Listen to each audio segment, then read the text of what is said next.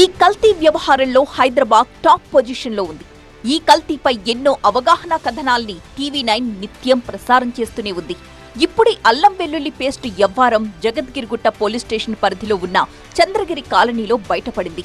TV9 బృందం అల్లం వెల్లుల్లి పేస్టు తయారీ కేంద్రం వద్దకు వెళ్లగానే ఒకటే దుర్గంధం. అక్కడ 2 రకాల అల్లం పేస్టులు దొరుకుతాయి. ఒకటి లూజ్, కేవలం 25 రూపాయలకే. ఇంకొకటి కాస్త గట్టిగా ఉన్నది. ఇది 100 రూపాయలట. ఇంత తక్కువ ధరకి క్వాలిటీ మాల్ దొరుకుతుందా అన్న లాజిక్ మనకవసరం లేదు. 25 రూపాయలకు అల్లం వెల్లుల్లి పేస్ట్ దొరికింది చాలు అన్నదే మన బుర్రకెక్కుతుంది.